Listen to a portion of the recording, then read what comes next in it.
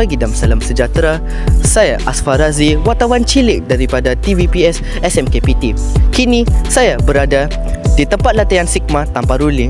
Dengan ini saya mengikuti program Bengkel Center of Excellence, dan sekarang ni kita akan tengok apa yang akan terjadi.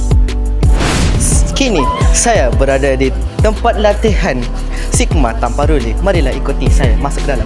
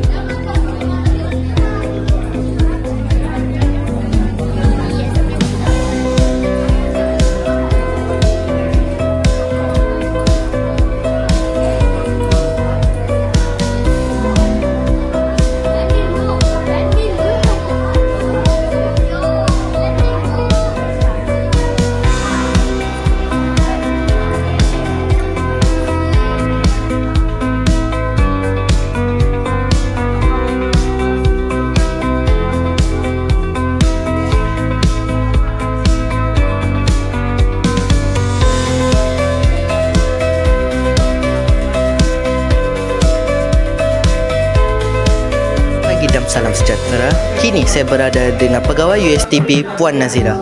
Okey, Puan Nazira, apakah maklumat dan objektif Puan adakan program ini? Okey, objektif dan matlamat saya untuk mengadakan program ini pada hari ini adalah untuk memberi pendedahan kepada para pelajar, murid-murid khususnya, bagaimanakah satu produksi TVPSS itu dijalankan dan mengikut spesifikasi yang telah direncanakan dalam kit TVPSS.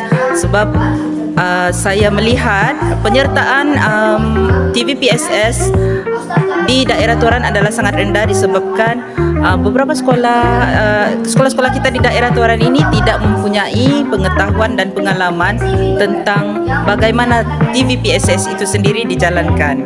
Jadi sebab itulah saya mengadakan program ini untuk memperkenalkan apa itu TVPSS kepada para murid dan pelajar ini, kerana mereka lah sebenarnya yang akan menggerakkan TVPSS di sekolah. Okey, itu adalah maklumat yang sangat baik, Puan. Okey, apakah impact yang Puan harapkan kepada peserta hari ini?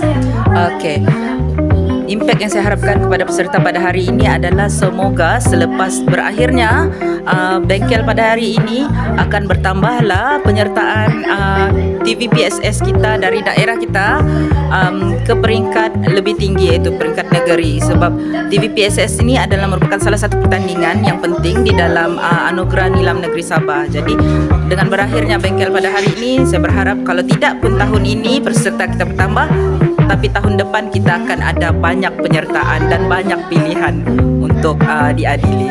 Okey, terima kasih, Puan.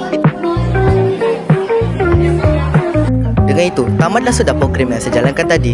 Tadi saya dapat mengasahkan ilmu dan saya punya bakat dalam bidang ini. Dengan itu, terima kasih.